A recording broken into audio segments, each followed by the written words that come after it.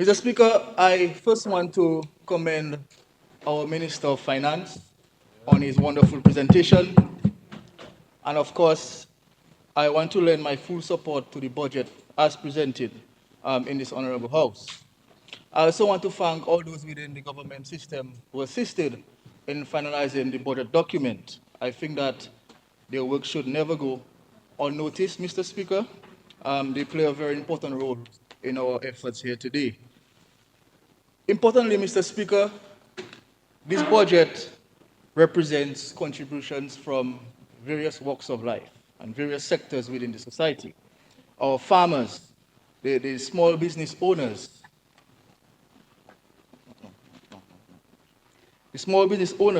private sector representatives, and so on. As we know, a number of consultations were held leading up to the budget, and of course, this means that this budget is an all-inclusive budget, Mr. Speaker. Mr. Speaker, the truth is, in the history of this country, there has never been so many projects and programs happening at the same time. And we can go way back, Mr. Speaker. Never has there been so many projects and programs happening in this country. And the wonderful thing about these projects and programs is that they all seek to improve the circumstances of our residents and create new opportunities for the future generation. But at the same time, they don't impact on the current livelihoods of the current generation, Mr. Speaker. And this is just wonderful, and I have never seen so many projects and programs in my lifetime. And a matter of fact, Mr. Speaker, even the opposition fragments, Mr. Speaker, they are also saying that they have never seen so many things happening in this country, Mr. Speaker. And we heard the member for Marigot saying that in his own words, Mr. Speaker. Never in history has there been so many things happening. And the thing is, Mr. Speaker, with the opposition fragments, they, they accept that a lot is happening, but they won't say it publicly, Mr. Speaker. They will say all sorts of things. For example, they would say that election is coming. What they really want to say is so many things are happening that election might be coming. That's what they want to say, Mr. Speaker, but they don't want to say it. They don't want to give the impression to admit that the Labour Party is working, Mr. Speaker. And I just want to tell them, the truth will set them free eventually. So they can join us and support and show appreciation for the hard work being done by this Labour government, Mr. Speaker. And one of the things that amazed me in this year's budget, Mr. Speaker, is that it showed that the government is really in tune with the circumstances of the people on the ground, Mr. Speaker. And you heard the Minister of Finance deliver his speech, Mr. Speaker. All the issues that are affecting the average man in Dominica was addressed in some way or the other, Mr. Speaker. And of course, we recognize that there are challenges. There are many challenges, Mr. Speaker, in the environment, and we continue to advocate and advise our residents on how best to navigate through these challenges. We see, for instance, the significant rise in the price of commodities, imported inflation, Mr. Speaker. And the truth is we had nothing to do with this. Nothing at all, Mr. Speaker. And this is really impacting the overall cost of living in our country. And although the IMF indicated that our inflation in Dominica was lower than the global average, and they expect that our inflation level will continue to fall for the rest of the year. What is important for us in Dominica is how do we get this to reflect on the prices of the commodities on the shelves in our supermarkets, Mr. Speaker. And I know that our government have taken steps to remove the import duty and even the VAT on, in certain instances, on many commodities, many basic items to make it easier for consumers to purchase. But again, how can we get this reflected in the prices on the shelves, Mr. Speaker? And this is a real issue that continues to impact many families. And from the onset, I must say that I am delighted for the announcement in the budget, Mr. Speaker, which said that we will form a committee which will be made up of private and public sector individuals who will examine issues such as these, Mr. Speaker, and of course make suggestions to government to formulate policy. And I think this is a step in the right direction. We acknowledge that rising prices is a real issue. We understand what people are going through, and we are saying through this budget we are taking measures and steps to address it, Mr. Speaker. So I think that is a wonderful piece of issue coming from this budget.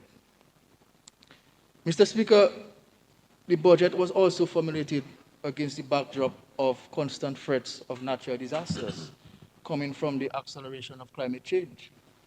Again, this is no fault of us, especially given that we produce so little of greenhouse gases that gets into the atmosphere. Yet, we are the ones who have to suffer the blunt of the trauma associated with the impacts of climate change, Mr. Speaker. And the reality is sometimes we make significant investments in our infrastructure in Dominica and they go to waste. A couple years down the road, they get washed away. And we have to find resources. Sometimes we have to even borrow just to replace what we have already done, Mr. Speaker. And that just goes to show how difficult it is to run a small developing country, Mr. Speaker. And again, we acknowledge the challenges, Mr. Speaker, but we have to keep on fighting. We have to continue to persevere, even in these challenging times.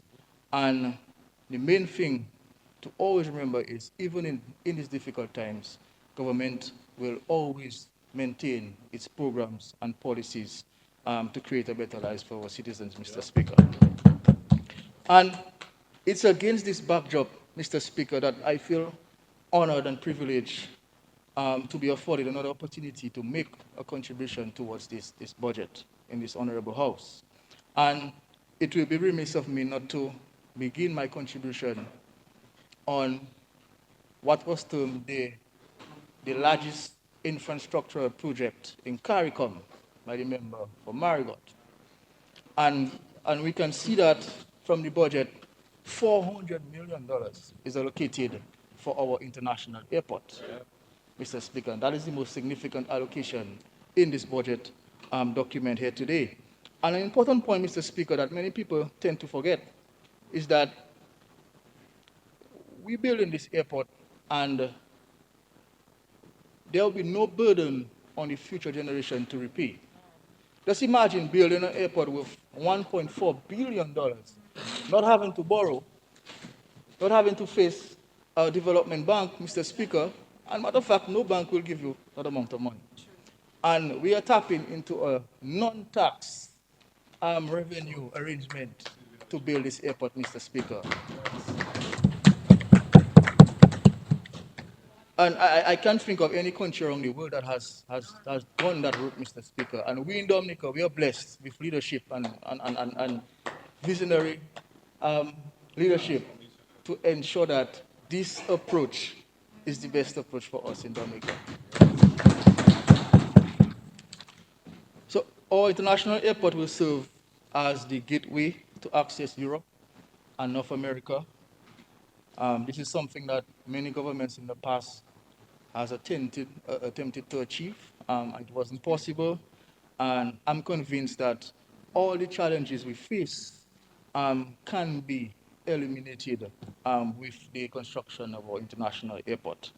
So I believe it's important to understand the true benefit of our international airport, Mr. Speaker. We are talking about increased visibility from the creation of direct access to our shores.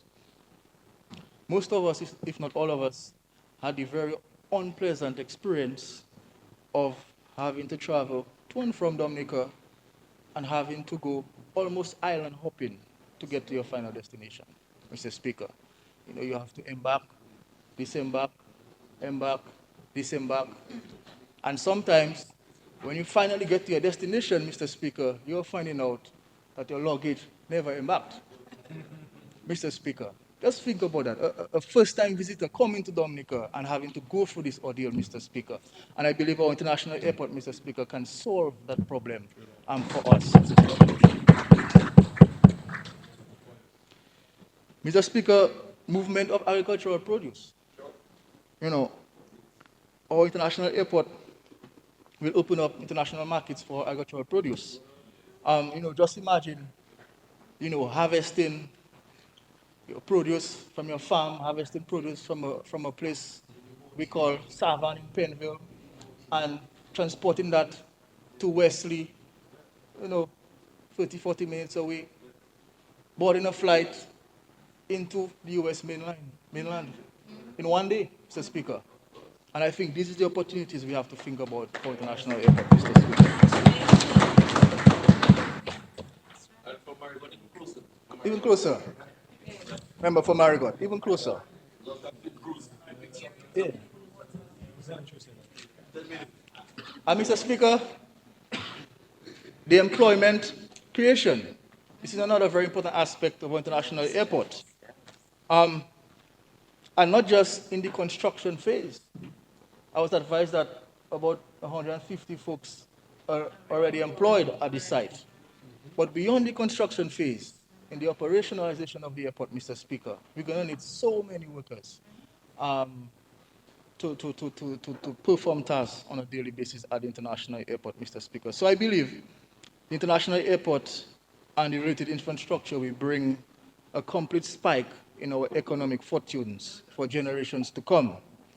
And to date, as we heard in the budget address, the required earthworks for the airstrip and the landside buildings have been completed, which means that by the end of the financial year, we can expect about 80% of the earthworks to commence construction. So, Mr. Speaker, I am very happy for this. As I said, this is the most significant project in this budget here today, and we all should rally around our international airport going forward, Mr. Speaker.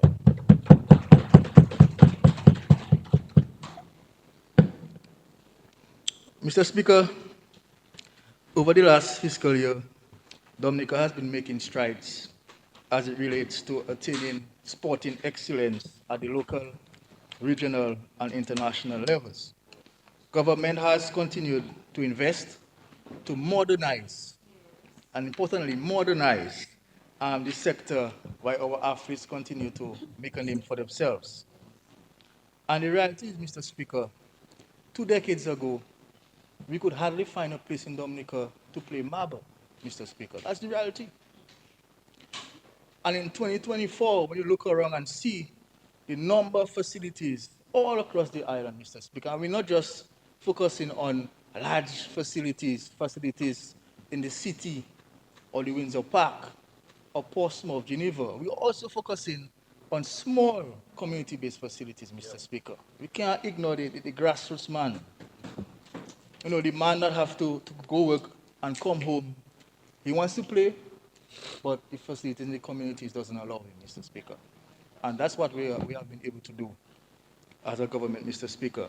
And I liked the way our Minister of Finance started the budget discussion on sports. He said that it's almost impractical to talk about sports and not recognize the extraordinary effort by Kavem Hodge, a young man, Mr. Speaker, from Antrizzo, I think, Antrizzo, Mr. Speaker, young man, humble man, Mr. Speaker, growing up playing cricket. I remember the days when Kavem was about that height. The bat was just a bit taller than his bat, Mr. Speaker. And this guy was something else at such a young age, Mr. Speaker. And I agreed with what the minister said, that why did it take so long to get Kavem Hodge on the West Indies team? And I also want to put the selectors and CWI on notice. I hope that we don't make the same error with Stefan Pascal, Mr. Speaker.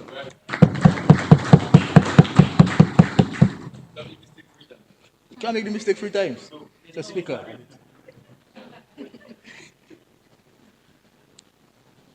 Because scoring a century against, England, in England, Mr. Speaker. Maybe for those who don't know much about cricket, this is not easy. This is not easy, Mr. Speaker. A young man coming from Dominica, Mr. Speaker. And he also scored a half century on Sunday, I believe, Mr. Speaker. So I'm really happy for Kavem Hodge, Mr. Speaker. Um, and of course, I am equally happy for Alec Afanas, Mr. Speaker. They are very good friends. They train together, they laugh together, they learn together. And, Alec fell short of this century, Mr. Speaker, but we expect a lot more from Alec, tremendous talent. So we expect a lot more coming from Alec Afanas. And I just want to say something that a very good friend of mine mentioned recently, Emmanuel Nanton. He said that a number 4 batsman and a number 5 batsman on any team represents the engine of the team, Mr. Speaker. So what that means is Dominica is the engine of West Indies cricket, Mr. Speaker.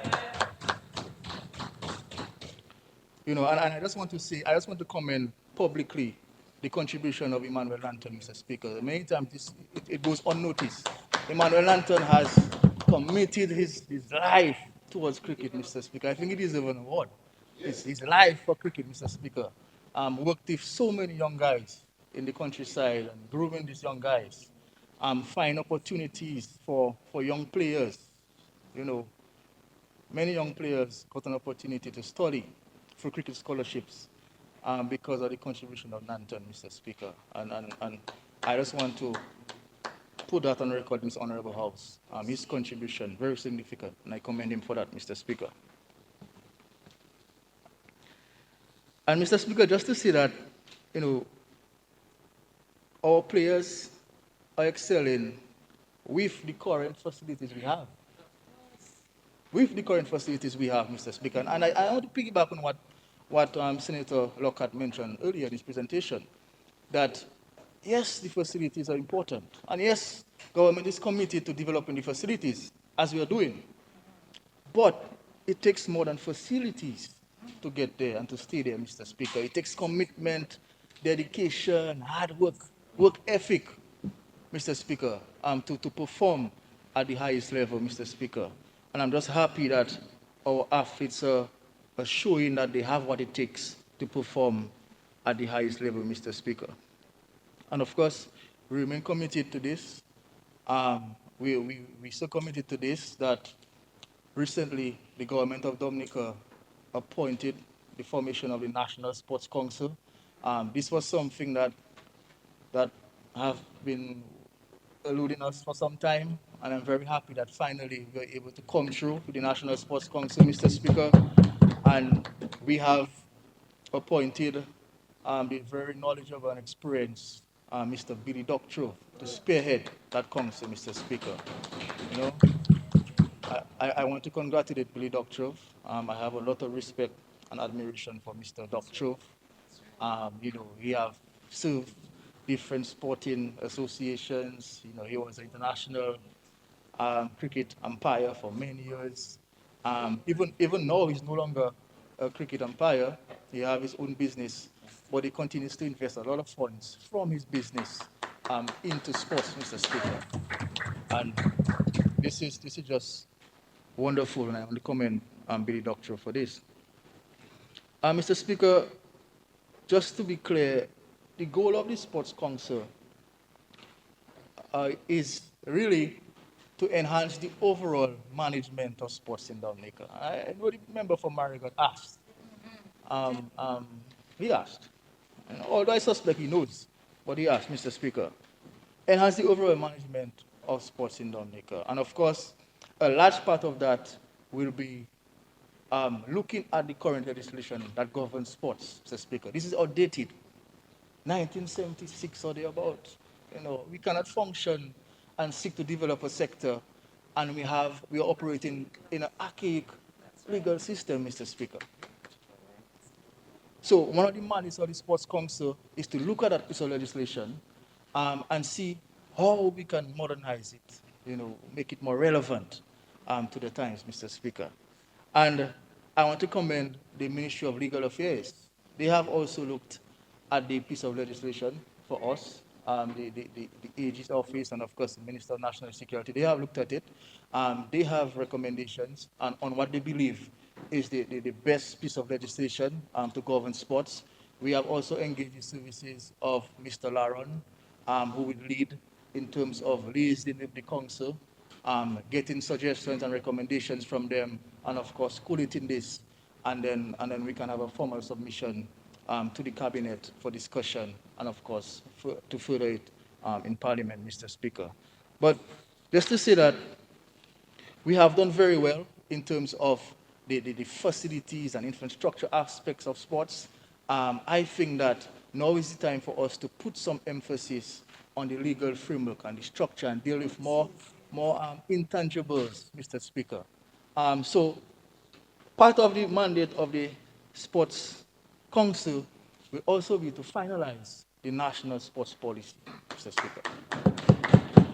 And, you know, we have given them a timeline, Mr. Speaker. I can assure you that they are all keen on working hard. I think they had their first meeting sometime about 2 weeks ago. They met initially, some really good discussions. We have a lot of experience on the council, many persons who have served in different capacities, all of whom can contribute meaningfully, Mr. Speaker, to the process. And just to give the Parliament an example of what we're looking at in terms of the sports policy, we have some areas where we believe it's important to modernize. For instance, the issue of time off for athletes, Mr. Speaker. This is a significant area. A lot of discussion have been had on that area. Persons get selected for a national team. They cannot get time off from the employer. We as a government, we give everybody that works for government time off, but it goes beyond us. We have the private sector. How can you convince an Asta fans to give somebody time off to represent Dominica? They're not going to pay them, or they might be reluctant to pay them. What happens, Mr. Speaker? So this is an area where we will seek to, well, the council, we seek to address in the policy the established procedure for being considered a national team and representing Dominica, Mr. Speaker. Many times people travel and they go out and they call themselves national team because they play football. They may just be a club from a community and they call themselves national team. Sometimes they have no association, Mr. Speaker, no governing body to take charge of these people. So what is the established procedures to call yourself a national team in terms of conduct and your attire? What are you going to wear? And stuff like that. The system for awarding athletes who have excelled internationally. We are committed to rewarding all our athletes who excel. But can we have a structured system to do it, Mr. Speaker? The council will have to give advice on this. Sports broadcasting. This is an area that's growing in popularity. What type of laws that will govern sports broadcasting? We have integrity in sports. The obligations of the different associations. What can they do? What shouldn't they do? The association. We can't allow the associations to just do as they please, Mr. Speaker. Because, yes, they're not affiliated to the government, but they have an important role to develop sports, Mr. Speaker. Because when our athletes leave the structured programs at the primary and secondary schools, they go out on their own, and the associations have to ensure that they can carry the burden, Mr. Speaker. So we have to know exactly what are the rules and functions of the associations. We have first and second generation athletes.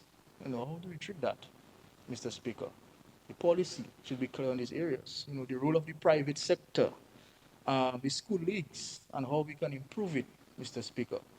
And of course, sports tourism, Mr. Speaker.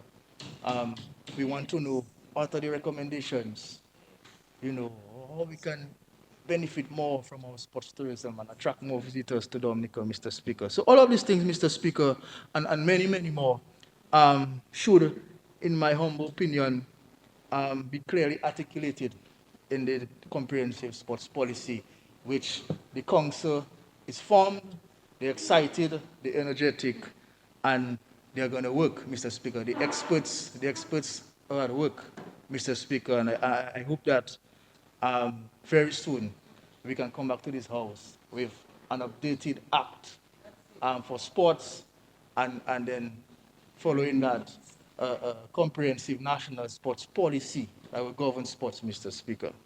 So I'm happy for us getting to the stage, and of course I want to thank all the members, including the chairman, for accepting our invitation to serve on this council, Mr. Speaker. Mr. Speaker, I want to take some time to congratulate our Olympic team. As you know, they're in Paris as we speak. I actually had a discussion with Mr. Billy Doctorow this morning. They have settled in very well. They're in good spirits. They're doing the light training and preparing for competition, Mr. Speaker. Actually, the first competition by Dominica will be on Thursday, swimming, Mr. Speaker. And I encourage everyone to support our athletes, Mr. Speaker. Olympics is a big thing. And from all reports, Mr. Speaker, and especially what we have seen from FIA in particular over the last few years, there's a very high probability she will get a medal, Mr. Speaker. So I ask that we show our support, virtually to our athletes, Mr. Speaker. They'll be commencing their participation on Thursday, Mr. Speaker. So I wish them well, and of course I pray that they are the best and can perform to the best of their ability. Mr. Speaker, as we speak, the government continues to invest in grassroots development, Mr. Speaker. And we believe that if we can expose our athletes to the right opportunities and coaching at a very early age, Mr. Speaker, this will help them to develop their skills and their craft, Mr. Speaker. And importantly, it is at this point we can identify the top athletes and put them in a structured program for the sports division and work with a respective association to further groom these athletes, Mr. Speaker. A matter of fact, in this budget, we have an allocation of over $2 million just to continue our developmental programs under the Ministry of Sports, Mr. Speaker. And I speak of programs such as the sports clinic, which are held at district levels and target students between the ages of 9 to 15 years. And students are normally engaged in football, netball, basketball, and cricket. The coaching caravan, the primary schools football coaching program, and the schools championships festivals held at the secondary schools in a number of disciplines, Mr. Speaker. In football, we have the athletics meet, which we normally have on an annual basis, Mr. Speaker. Netball, the under 14, under 16, and under 20. We have the girls football festival, volleyball for boys and girls, and table tennis and cricket under 15 and under 19, and basketball for both boys and girls, Mr. Speaker. At the primary school level, we have a number of championships and festivals. We have the cross-country race at the district level, and the finals. This was a new initiative started last year. The table tennis, district festivals, and open singles championships. We have the primary school football, which has been sponsored by the National Bank of Dominica. This is growing from strength to strength, Mr. Speaker. Actually, last year, the Baroness Patricia Scotland Primary and Thibault Primary combined, they won that competition, Mr. Speaker, and that was a very happy moment for us in the North, because many times we tend to associate football with the South. They have been doing very well in the South and the East in terms of football, but this last year, Mr. Speaker, last year, a very small primary school in the North of Dominica, the Baroness Patricia Scotland and Thibault combined, won, Mr. Speaker, 50 plus primary schools across Dominica, Mr. Speaker, and we were able to become champions, Mr. Speaker, in Vickers, Mr. Speaker. Mr. Speaker, the member of Marigot said we don't have sports programs at the primary school. I don't blame him, Mr. Speaker. I don't blame him. Sometimes he says anything. I don't really blame him, Mr. Speaker. Mr. Speaker, imagine a school right in his constituency Mr. Speaker, a primary school right in his constituency won many of the primary schools programs, Mr. Speaker, champions in his constituency. And he's here saying that nothing is being done at the primary school level, Mr. Speaker, not knowing that his school won. That just shows, Mr. Speaker, he's not in tune. He's not in tune, Mr. Speaker. He's not in tune with what is going on. You have to get in tune. And Mr. Speaker, I just want to place on record, you know, in this honorable house, my commendations to the sports coordinator, Mr. Speaker, Trevor Shillingford, Mr. Speaker.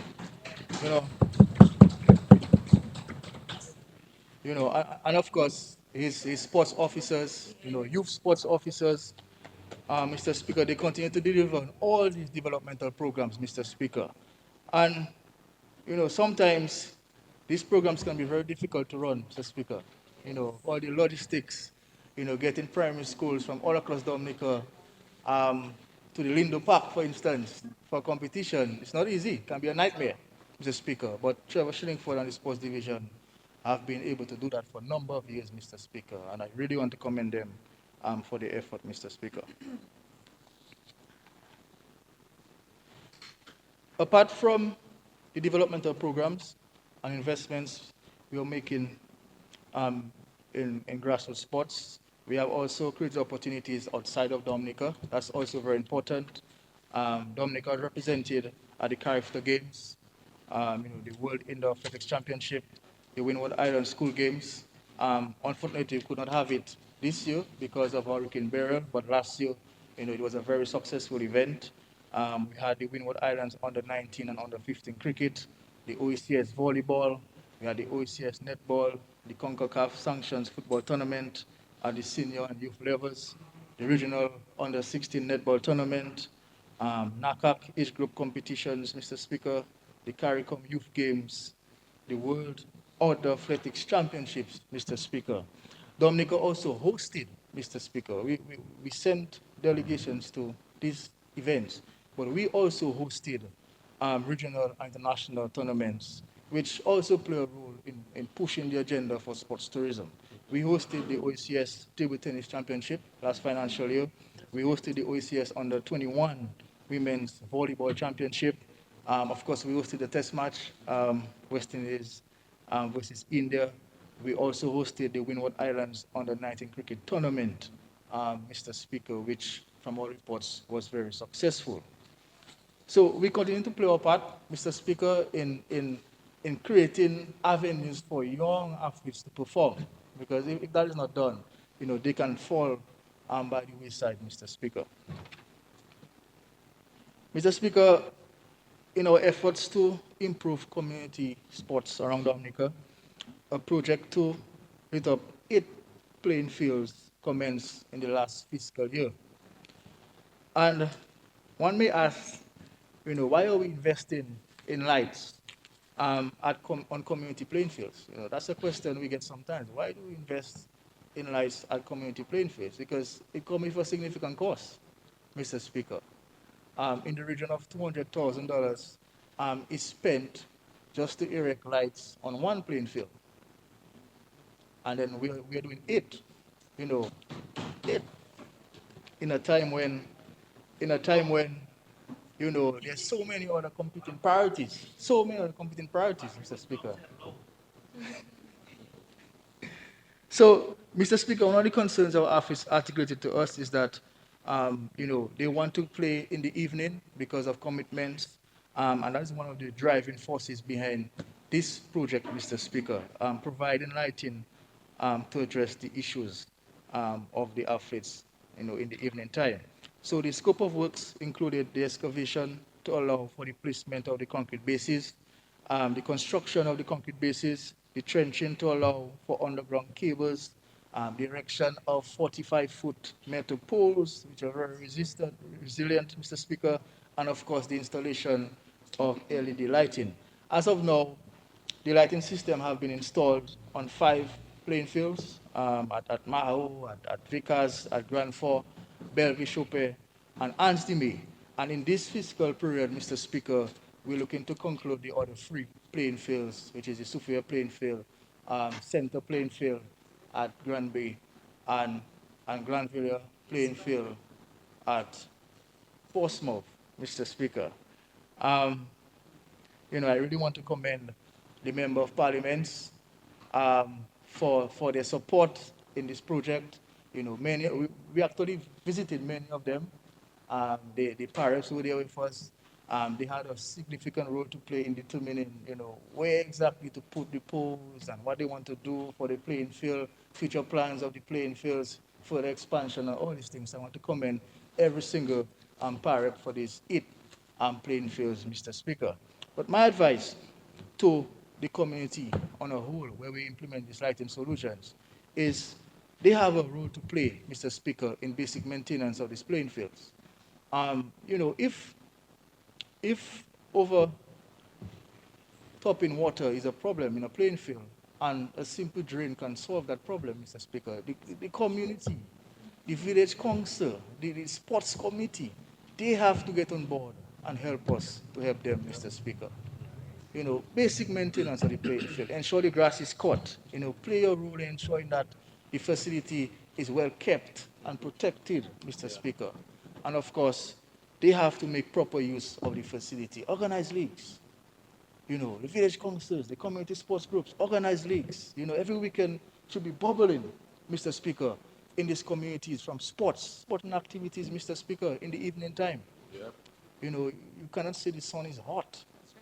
Mr. Speaker, have some entertainment and play sports, and identify why you have fun, identify the young athletes that are excellent, and let the sports officers know that guy has some talent, so we can groom that guy, put him in a structured program for the sports division and groom that guy, and ensure that years to come, that guy can represent Dominica and get to the international scale, Mr. Speaker. So that is the vision, Mr. Speaker, that we can boost sports at the local level, Mr. Speaker. And just to say, Mr. Speaker,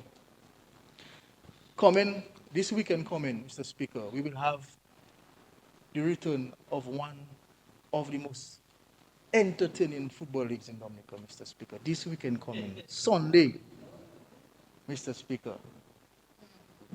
One of the most vibrant football leagues will be making a return this weekend, Mr. Speaker.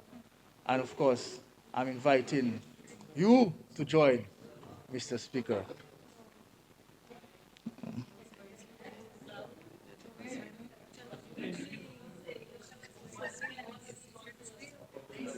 A little suspense.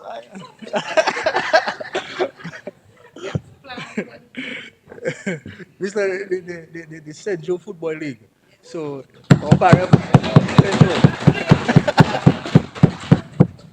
yeah. So, Mr. Speaker, we are also making significant progress as it relates to investments in hard courts. That's also a very important aspect when it comes to facilities, Mr. Speaker. Um,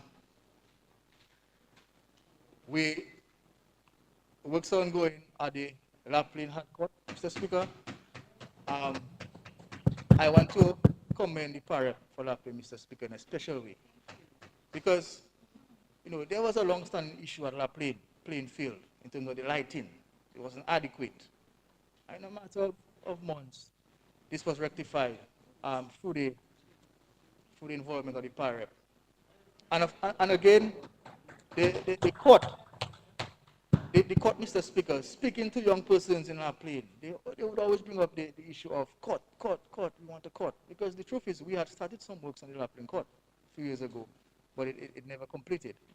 But the energy from the parrot, Mr. Speaker, we had no choice than to push through and ensure that the Laplane court is going ahead, Mr. Speaker. And from and from speaking to the parrot, Mr. Speaker, when she shared her vision for sports in our plane, Mr. Speaker, I'm very, very satisfied and comfortable that our plane will go places in sports, Mr. Speaker. Getting the young persons involved, getting the council involved, the committees involved, and of course working through her team, Mr. Speaker. So I'm very happy that our plane could benefit from this. Portsmouth is another area where We are building actually two courts, an outdoor court and an indoor court. The outdoor court, we are just waiting on the acrylic painting and the rims to be erected, Mr. Speaker. The indoor facility, we have to change the site from the original site, and that requires some amendments to the foundation, which they are now working on, Mr. Speaker. So very soon we'll be in a position to break ground on the Portsmouth indoor facility. And the community of Penville, we're also constructing a top-class sporting facility there, Mr. Speaker.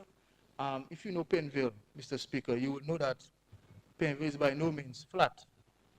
So we had to search and search and search, Mr. Speaker. And through the intervention of the parliament, Mr. Speaker, we were able to find an ideal plot of land that we could build a wonderful basketball facility, a multi-purpose facility, Mr. Speaker. We have washrooms, we have a little area for bar, because we have a little area for bar, we can have some drinks. We will have lights, Mr. Speaker, some benches, Mr. Speaker. Um, I think this is this is something that's going to add a lot of value to sports in Penville, Mr. Speaker. We recently did the acrylic painting, Mr. Speaker, and very soon, we will have our young guys on a brand new state-of-the-art court at Penville, Mr. Speaker. Not just the guys, but also the girls have expressed their interest to play netball and stuff like that, Mr. Speaker. So I am very happy for this. We're all eagerly waiting to commence playing on this facility, Mr. Speaker. And, Mr. Speaker, with regards to the Windsor Park Stadium, we did some works in the last financial year. Actually, one of the recommendations from the Cricket West Indies was to relay the entire pitch surface, meaning creating new pitches, basically.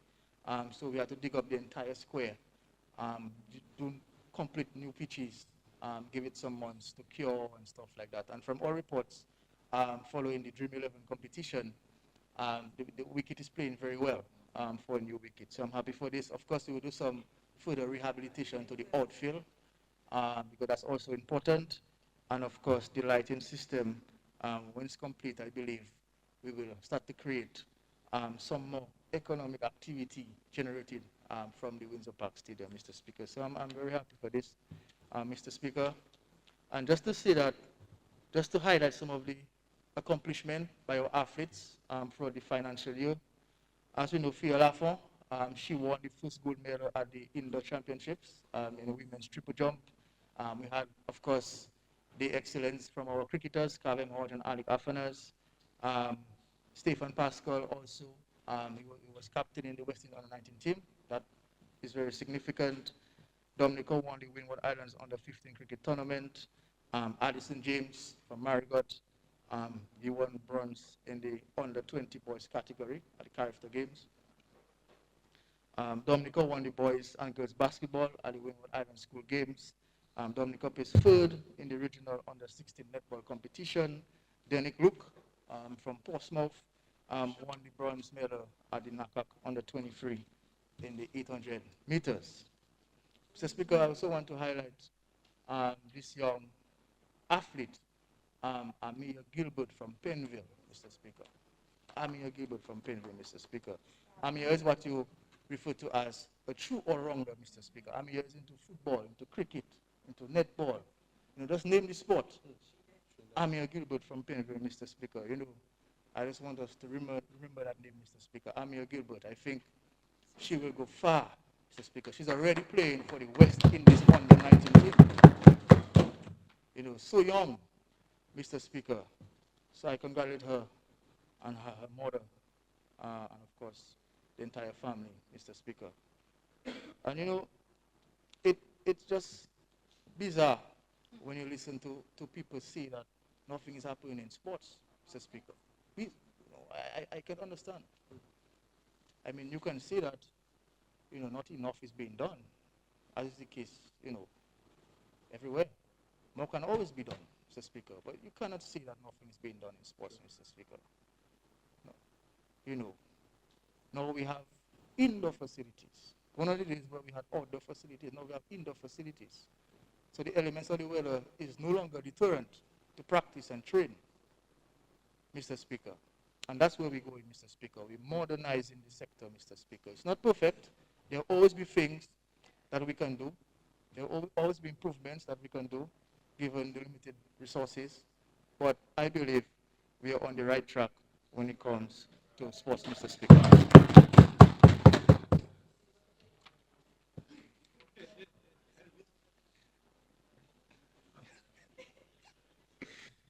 Oh boy.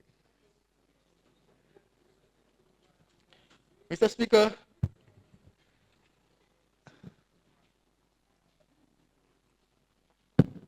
Mr. Speaker, similar to sports, capacity building through training opportunities also facilitates holistic development in young people. And central to this is the work of the Youth Development Division, Mr. Speaker. 15 more minutes. Mr. Speaker, I move to provide some additional time for the Honorable Pastor. Could you repeat? 10. I wish to move for an additional 10 minutes to the Honorable Minister.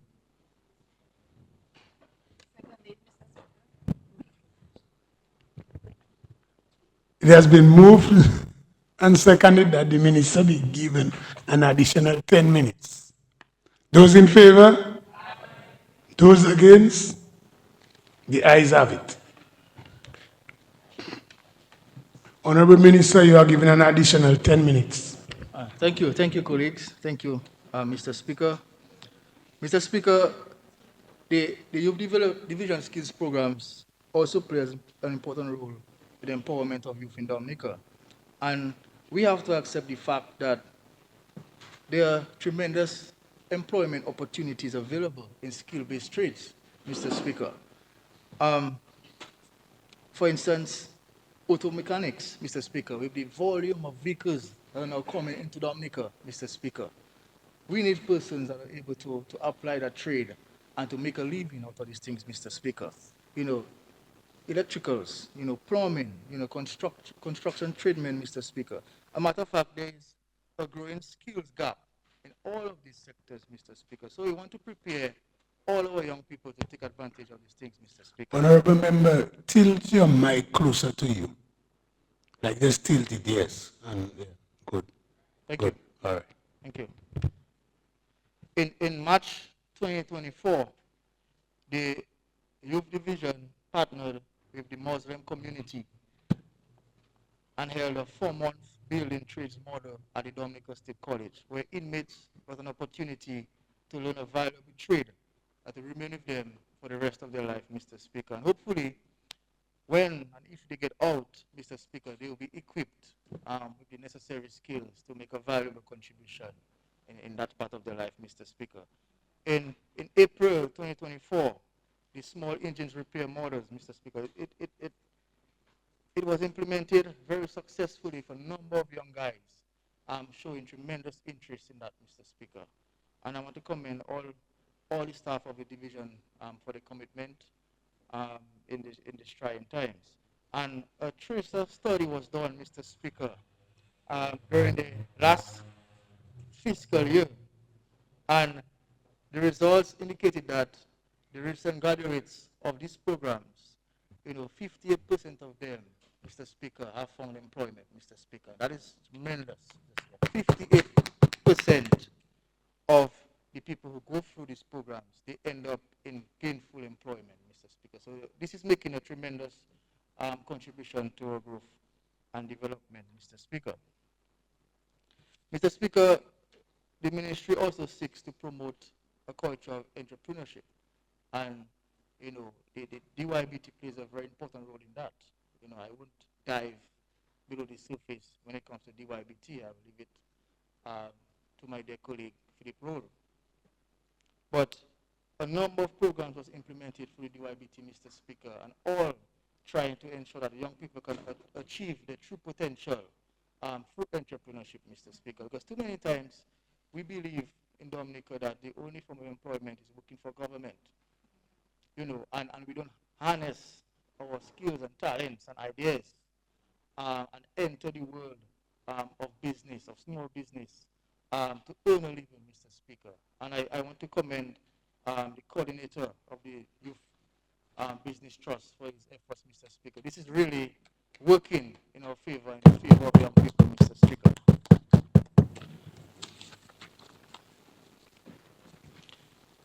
Mr. Speaker, I am very passionate about housing, and I believe that housing is one of the foremost needs of every human being.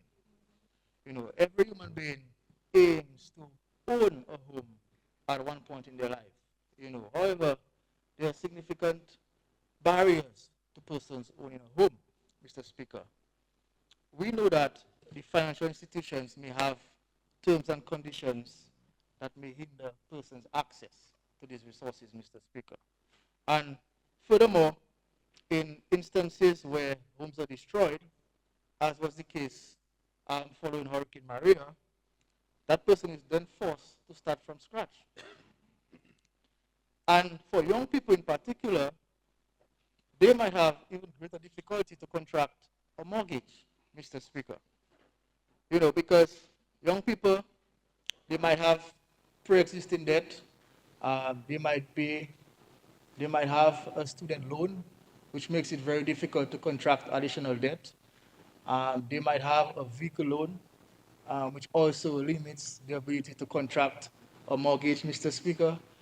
They might be paying rent, another reason why it might be difficult to contract loans, Mr. Speaker. And all these considerations underpinned this Labour government's policy and stance on housing, Mr. Speaker. The vision of our leader is to ensure that all our residents have decent homes and can feel secure during severe weather. And just to say that all these homes that are being gifted to our residents, some of them cost in the region of $250,000, Mr. Speaker. Some cost in the region of $350,000, Mr. Speaker. And this is just gifted to a person, Mr. Speaker, empowering them, giving them an asset, Mr. Speaker, to feel safe and secure, Mr. Speaker. I'm not sure any country in the world, Mr. Speaker, have a policy like this, Mr. Speaker. I've seen many countries give away homes, and I've seen wooden structures being given away, and it makes a big deal. And here in Dominica, we're giving away resilient homes costing $350,000, Mr. Speaker. And this is just significant. So I paid note to the minister's contribution on the number of homes that will be given out this fiscal year, and also the number of homes that were given out last fiscal year. And additional to that, a number of lots will be sold to young professionals, giving them a start to build a dream home, Mr. Speaker. And this is commendable by this government. The Future Housing Program is also an initiative that young persons will take advantage of. You will get the added incentive of not having to hustle with contractors. You just contract your financing, and the contractor can build a house for you, ensuring that you don't have to hustle. So my advice to young people, support the housing revolution. Take part, actively engage yourself in the housing revolution program, because a home is an asset that can be with you for life. On the digital economy, Mr. Speaker, we are seeing tremendous investments being made there also. Gone are the days when 8 to 4 job was the way of life. You now can sit in the comfort of your home and perform duties online, Mr. Speaker. Virtual assistants, Mr. Speaker. This is the trend we're seeing now. And a lot of people are earning significant livelihoods by doing that, Mr. Speaker. And I want to commend the minister and the ministry for seeing it fit in a time like now to distribute over $900,000 in grants, Mr. Speaker, to small businesses to ensure that they can improve on their digital capabilities, Mr. Speaker. This is money well spent, Mr. Speaker. And we expect to see these companies grow bigger and better and make a more meaningful contribution to the development of Dominica going forward. Mr. Speaker, in terms of agriculture, we see agriculture featuring prominent in this budget, as usual. I was particularly interested in the 40 million allocation Mr. Minister, for the project called Enhancing Agricultural Resilience and National Food Security. I think this is very timely. Mr. Speaker, the issue of food security continues to be a challenge, Mr. Speaker. You know, if we don't take action, we might find ourselves not having enough food to supply our population, Mr. Speaker.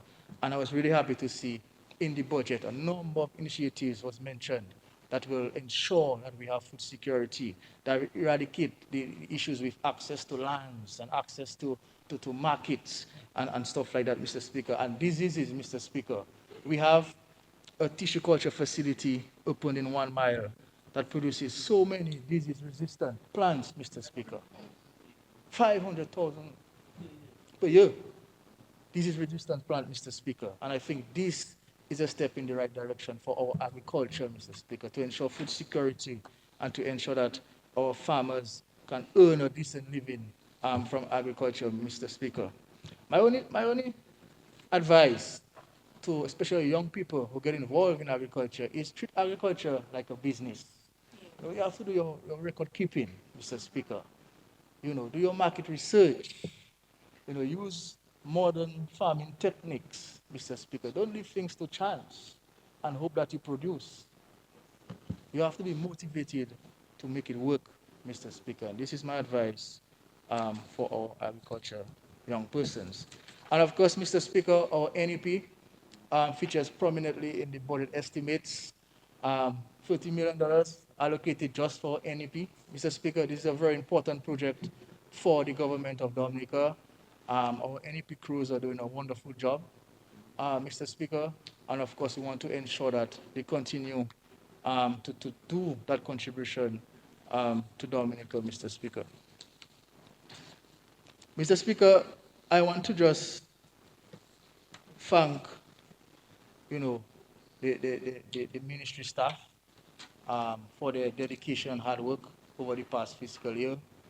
I think there were challenges in the past year, but I think they worked very hard to ensure that some of the initiatives happen, Mr. Speaker. I want to make mention of my colleague minister who has been championing the ministry and providing the good leadership that require at the ministry level.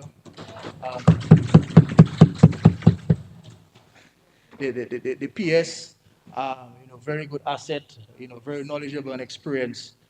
PS keeping the ministry afloat. Mr. Speaker, all the admin staff, I want to thank them, the departments, the sports division, the local government division has been really working very hard, these council inaugurations and these events and tents and chairs and back and forth.